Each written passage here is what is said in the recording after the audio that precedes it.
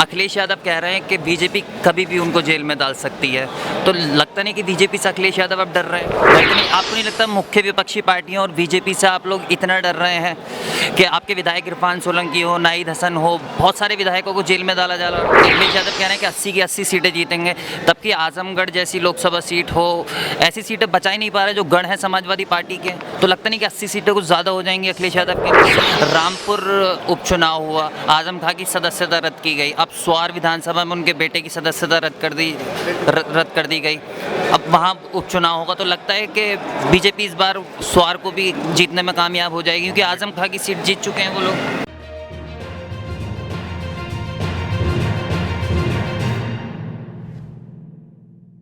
नमस्कार, स्वागत है आपका दैनिक भास्कर में। मैं मोहम्मद आमिर। मेरे साथ खास बातचीत में मौजूद हैं समाजवादी पार्टी से 7 बार के विधायक जनाब इकबाल महमूद साहब। इकबाल साहब, स्वागत है आपका।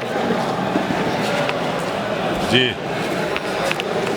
अखिलेश यादव कह रहे हैं कि बीजेपी कभी भी उनको जेल में डाल सकती है, तो लगता नहीं कि बीजेपी से अखिलेश यादव अब डर रहे हैं? ऐसा है कि हमें अल्लाह पे विश्वास है, हम अल्लाह के अलावा किसी से नहीं डरते।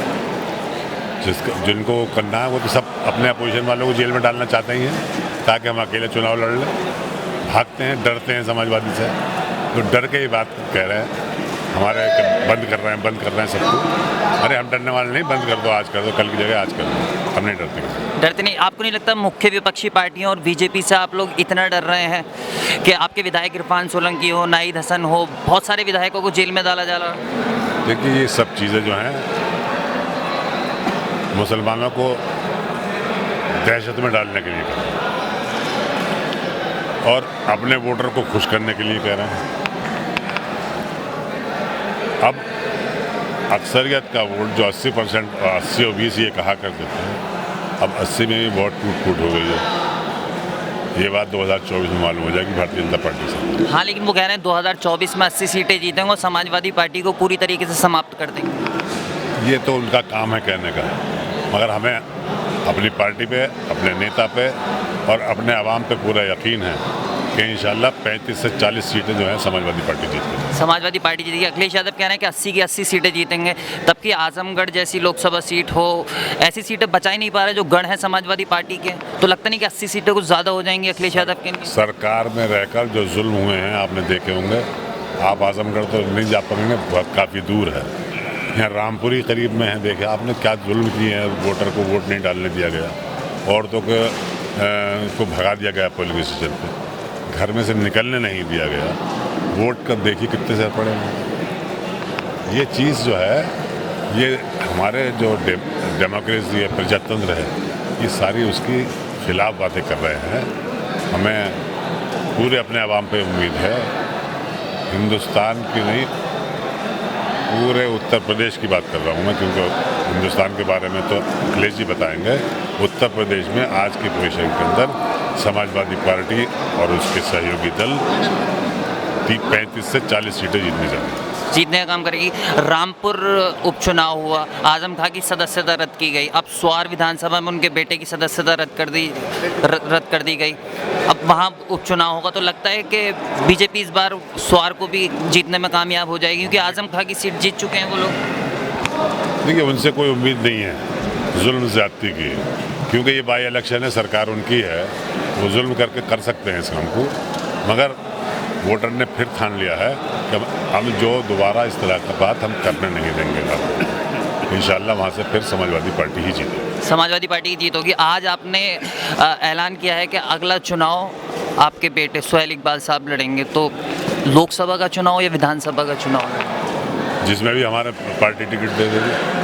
आप लोकसभा की दावेदारी करेंगे? मैं क्यों नहीं करूँगा,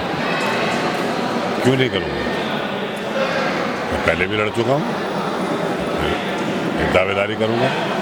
हाँ, लेकिन समाजवादी पार्टी के जो सांसद हैं डॉक्टर शफीकुर रहमान बर्क साहब, वो भी इस बार फिर दावेदारी कर रहे हैं 2024 में चुनाव को लेकर।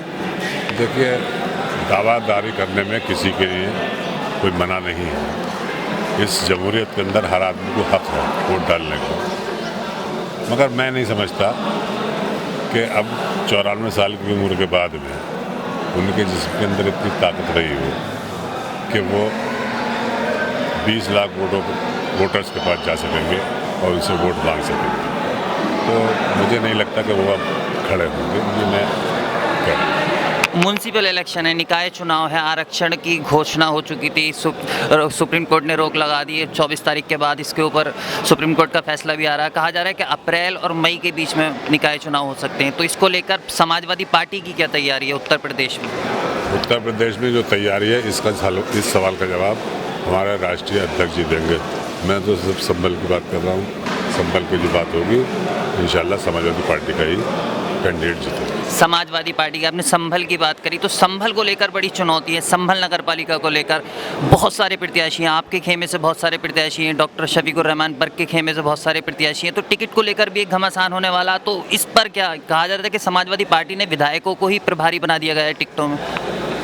हाँ, विधायक को ही प्रभारी बनाया है और हमारा ही हक है यहाँ पर, क्योंकि हम यहाँ के विधायक हैं और विधायक होने के नाते हमारा हक मिलता है कि हम जिसको कहें उसको पार्टी टिकट देगी और हमें उम्मीद है कि पार्टी उसी को देगी जिसको हम कहें, जिसको आप कहेंगे। बहुत सारे प्रत्याशी हैं आपकी तरफ से, तो लगता नहीं कि आपके लिए भी चुनौती है संभल नगर पालिका में प्रत्याशियों का चुनाव करना कि किस तरीके से प्रत्याशी का नाम आगे बढ़ाया जाए? ये उस अल्लाह का बहुत बड़ा करम है मेरे ऊपर ख़ास तौर से कि प्रत्याशी कितने भी हों मैं जिसको कह दूंगा इंशाल्लाह सब लोग उस पर सहमति अपनी जताएं। हाँ, लेकिन 2017 के निकाय चुनाव में समाजवादी पार्टी के सांसद हो या आप हो, समाजवादी पार्टी से हट के चुनाव लड़ाया गया। तो लगता है कि इस बार इस तरीके की चीज़ें नहीं होंगी संभल नगर पालिका में कि समाजवादी पार्टी के खिलाफ?